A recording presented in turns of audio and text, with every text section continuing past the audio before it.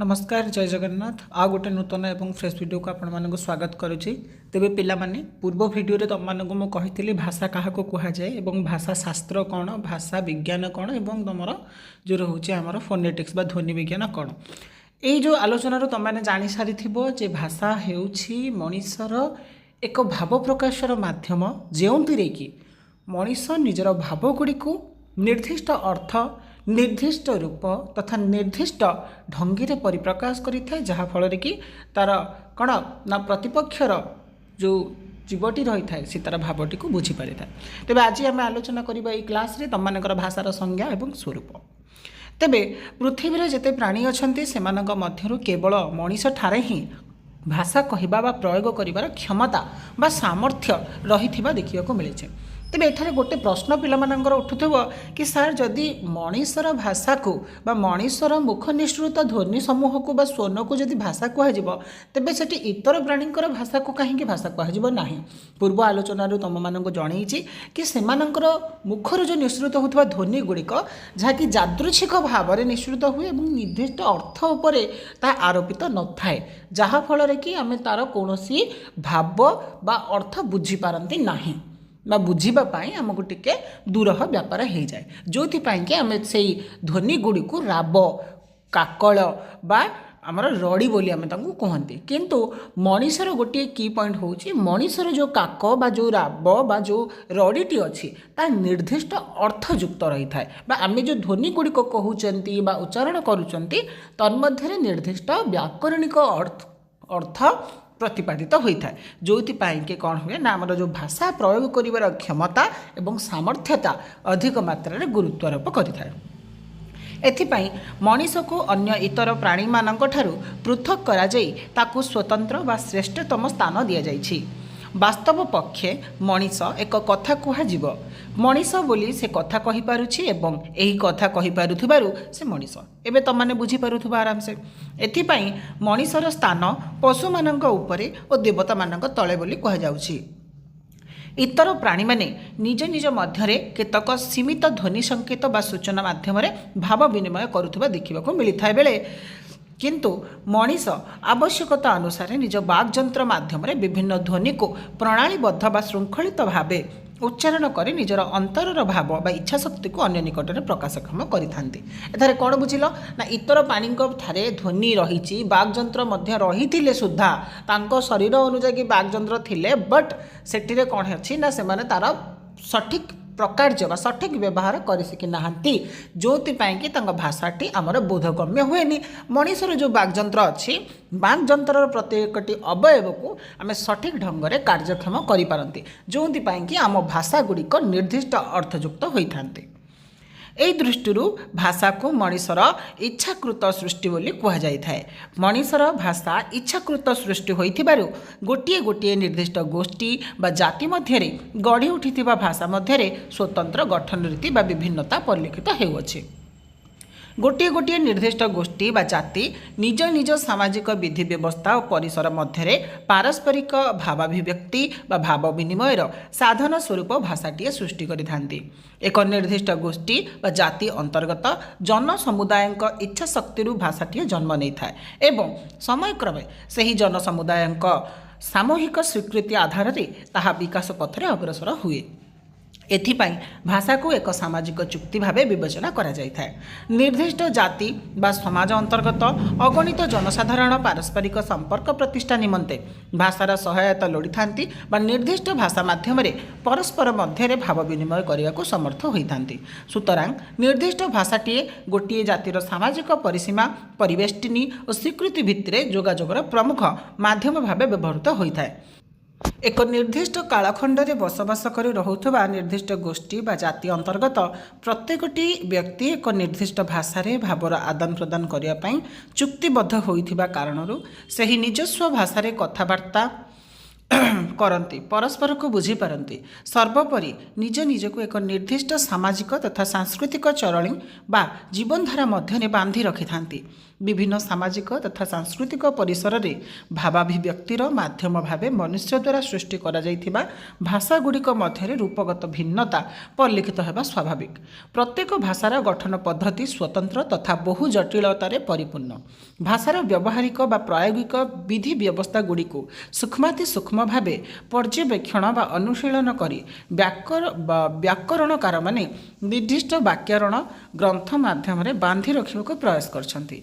एथिपाई प्रत्येक भाषार व्याकरण स्वतंत्र होता है एवं सेथिरे निर्दिष्ट भाषार निजस्व प्रकृति यथार्थ भाव उद्घाटित हो पारि थाए। एठर कौन बुझिल ना जो पृथ्वीर भाषाटी सृष्टि हुए तार निजस्व एवं व्यक्तिगत भाव में गोटे गोटे व्याकरण रही है कहीं ना जेहेतु गोटे भाषा गोटे संप्रदाय बा गोष्ठीर परिचय होता है तेणुक से गोष्ठी बा संप्रदाय बा से व्यक्तिशेष मानकर भाव को भाषा आधार करे बा आरोप करे एवं जेहेतु सही संप्रदाय निर्दिष्ट भौगोलिक परिसीमार बसबास करती से ध्वनि तांकर व्यवहार तांकर चलणी तांकर संस्कृति अन्य भौगोलिक सीमा ठारू अलग होता है। से प्रत्येकटी भाषार स्वतंत्र स्वतंत्र व्याकरणिक पद्धति बा व्याकरण रही है जो माध्यम कि सही भाषार कौन ना आमर जो वैशिष्ट्य एवं मौलिकता से व्याकरण माध्यम ही प्रतिपादित हुए।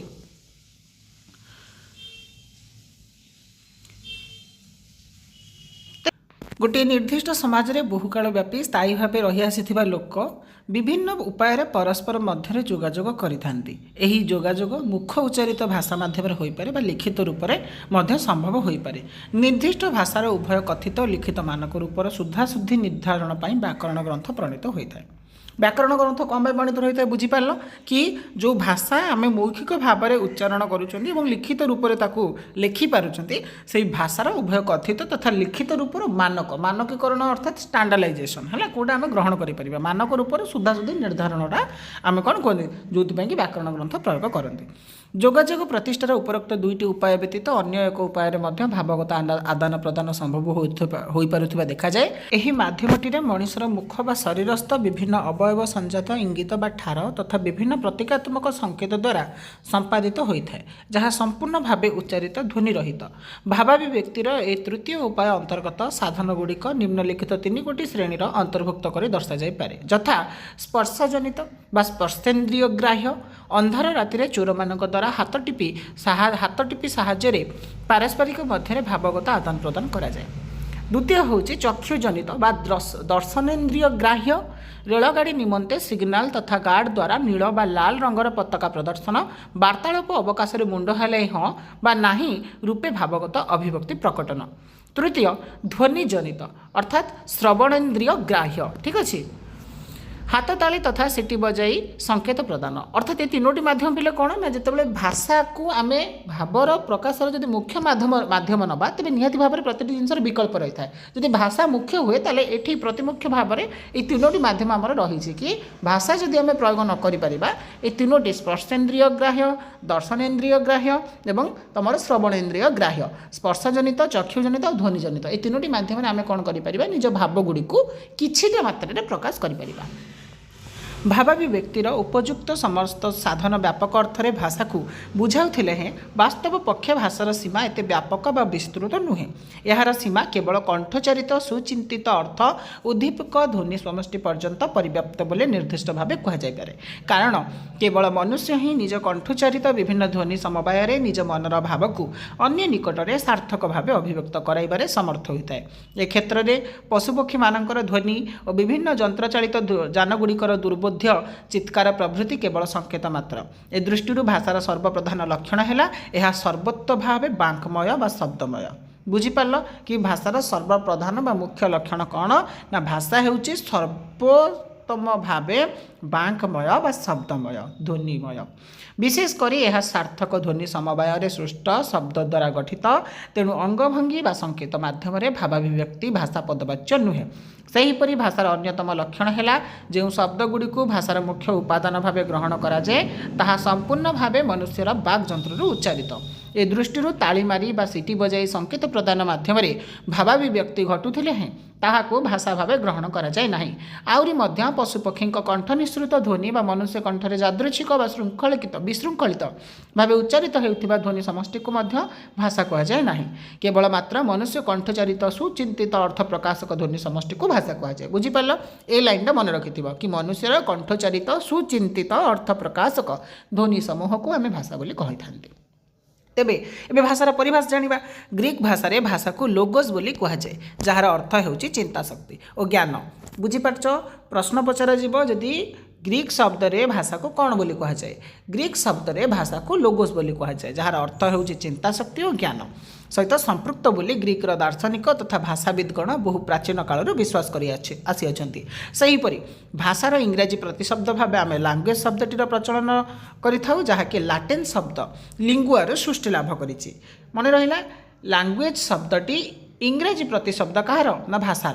तेबे लांगुएज शब्दटी केउठारु उत्पन्न बा लाटिन शब्द लिंगुआर सृष्टि होइछि। तेबे लाटिन भाषारे लिंगुआ शब्दर अर्थ हेउछि जिह्वा बा जीभ। एही जिह्वा मनिषर ध्वनि उत्पादनक्षम बागयंत्रर मुख्य आधार होइथिबारु मुख गह्वर मध्यरे एहा संचालित होई विभिन्न स्थानरू आवश्यकता अनुसार विभिन्न ध्वनि उत्पादन करिबारे समर्थ होइताय। एथिपाई मनिषर बागयंत्ररू उच्चारित हेउथिबा सुचिंतित अर्थ उद्दीपक ध्वनि समष्टि को ही केवल भाषा कहा जाए। भाषा सृष्टिर मूल आधार भावे मनिषर चिंता केन्द्र भावे परिचित मन को ही बुझाई थाए। अन्य प्राणी अपेक्षा मनिषर चिंता केन्द्र अंतर्गत शक्ति बा क्षमता बेस प्रखर। मनिषर एही चिंता केन्द्र रे विभिन्न समय विभिन्न भाव भावनार उद्रेक घटी थाए जहाँ मन को विशेष भावे आंदोलित बा आलोड़ित बा उद्वेलित करि थाए।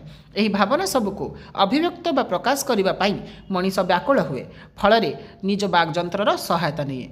बागयंत्र से निज भावानुकूल ध्वनि समूह को श्रृंखलित भावे उच्चारण करी निज मनोभाव को से अन्य निकट में सार्थक भावे अभिव्यक्त करि परिथाय।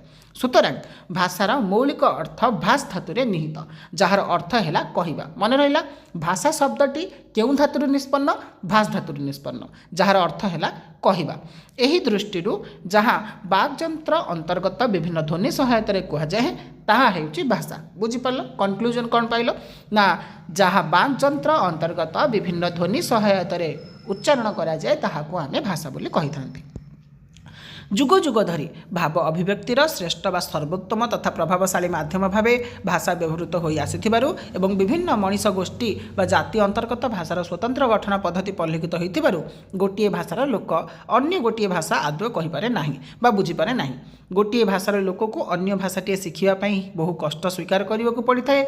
मनीष एक चिंताशील तथा सामाजिक प्राणी होइथिबारु से निजर मनर भाव को सार्थक रूपे अन्य निकटरे प्रकाश करिया पई भाषार आविष्कार करिछि जहाँ मनुष्य कंठ उच्चारित सार्थक ध्वनि समष्टि द्वारा गठित होई परिप्रकाश लाभ करुछि। सुतरां भाषा मनुष्य सृष्ट एवं निर्दिष्ट समाज अंतर्गत मानव समुदाय द्वारा सामाजिक चुक्ति आधारित जोगाजोगर उत्कृष्ट व सर्वोत्तम माध्यम व व्यवस्था भाव प्रचलित। भाषा मनिषर नीतिदिनिया जीवन सह एपरि घनिष्ठ भाव जड़ित जे यह संपर्क में चिंता करने साधारण मनिषटीए अवसर पाए नहीं। केवल मुष्टिमय आग्रही भाषाविद मनरे भाषा संपर्क में नानादि प्रश्न जाग्रत होता है जार उत्तर खोजिया से उद्यमशील होता देखा मिलता है। यही प्रश्नगुड़िक मध्य भाषा प्रथमे किपरि सृष्टि है, लोके विभिन्न भाषा कथा कहती कहीं, पृथ्वीर प्रथम तथा सर्वप्राचीन भाषा केउंटी, पृथ्वी केतोटी भाषार प्रचलन संभव होईछि, भाषार निर्दिष्ट संज्ञा ग्रहण प्रभृति अन्यतम। भाषा बहु प्राचीन कालरू निर्दिष्ट गोष्ठी जाति समाज और संस्कृति अंतर्गत अगणित जनसाधारण जीवन प्रवाह सह घनिष्ठ भाव संबंधित रही गतिशील हो आसिथिबारु भाषार गठन पद्धति निहाती भाव जटिल तथा निर्दिष्ट भाषागत होइथिबारु विभिन्न समय विभिन्न चिंताशील मनीषी तथा भाषाविद भाषा संपर्क में तात्विक आलोचना निमंते प्रयास करिसंती।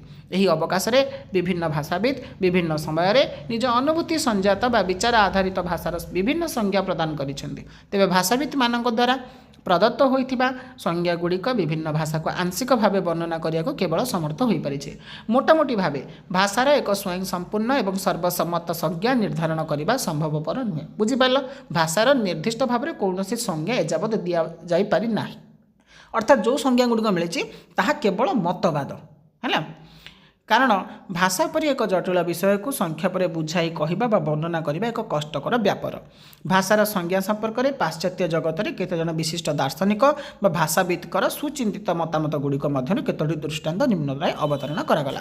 पिलामाने संज्ञा गुड़िक तुम यदि मन रखिया बहुत भल रहिबो। प्रथम होछि ग्रीक दार्शनिक अरिस्टोटल, तांकर रचित डी इंटरप्रिटेशन ग्रंथ रे भाषार संज्ञा प्रदान करी कहिसंती speech is the representation of the experience of the mind and writing is the experience of the mind and writing is the representation of speech। कौन ना भाषा बा ध्वनि होची एक उपस्थापना शैली जहाँ कि कौन करे ना तुम लिखित तथा चिंतित भाव गुड़ी को अभिव्यक्त कर पकाई थाए। तापर देखिबा अमेरिकार विख्यात नृतत्वविद तथा भाषाविद एडवर्ड स्पेयर कौन कहते ना language is A purely human and non sensitive method of communicating ideas emotion and desires bye means of A system of voluntarily produce symbols.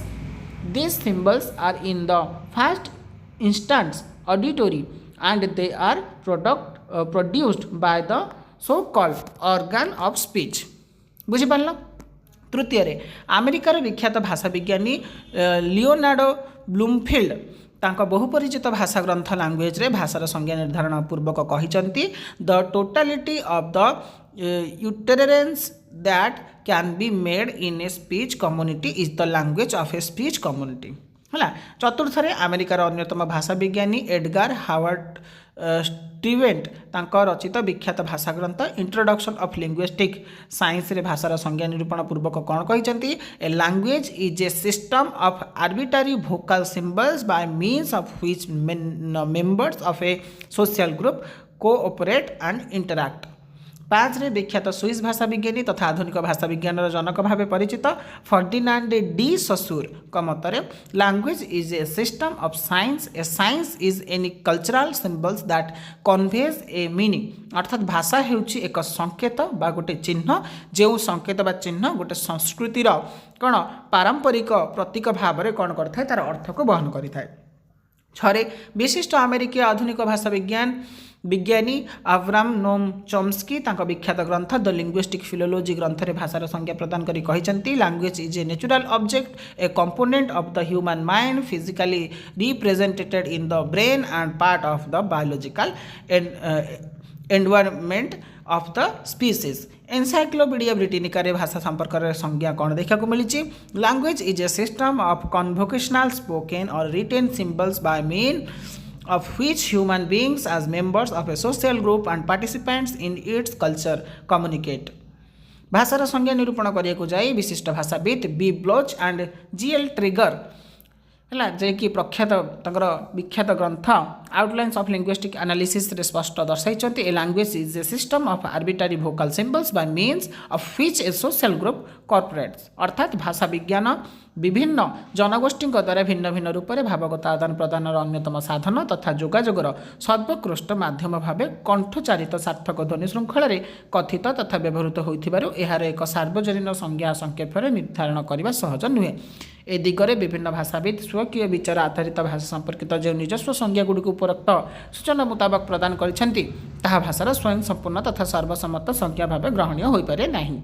सुतरां भाषार निर्दिष्ट परिभाषा संपर्क में चूड़ांत निर्धारण प्रकाश करने पूर्व प्रथमे भाषा विषयक मूलभूत विलक्षण गुड़ी विचार को नेबाक आवश्यक पड़ो ताहले जाई भाषार एक आपेक्षिक ग्रहणयोग्य संज्ञा निरूपित हो पार। निम्न भाषार स्वरूपगत विश्लेषण माध्यम यार मूलभूत विलक्षण को उद्घाटन करा जिवो। तेबे पिलामाने एई भिडियो रे तमाने जानि परलो भाषा कौन भाषा केउ भली भाबरे जन्म नहीं थाए कौन बा मनुष्यर भाषा गुरुत्वपूर्ण एवं भाषा व्यतिरक आम जो कहते भाव परिप्रकाश अन्य 3टी माध्यम और भाषार विभिन्न प्रकार पाश्चात्य संज्ञा को लेखक को विद्वान को भाषाविद मैंने भाषा को कौन बोली कहते तुम भिडियो दर्शाई। बाकी नेक्स्ट भिडियो तुम स्वरूप विषय में कह अर्थात ये तुम भाषार संज्ञा और भाषार परिवेश विषय जानी सार निहाती जब भिडियोटी भल लगी ताहले भिडियो को लाइक कर सांग मान सहित जिते पार्छ से सेयार करी भी एजावत चैनल को सब्सक्राइब करना निहाती भाव में सब्सक्राइब कर रखिथ देखा आ गोटे नूतन एवं नेक्स्ट भिडियो से पर्यंत विदाय दिंतु रही। जय जगन्नाथ। वंदे उत्कल जननी।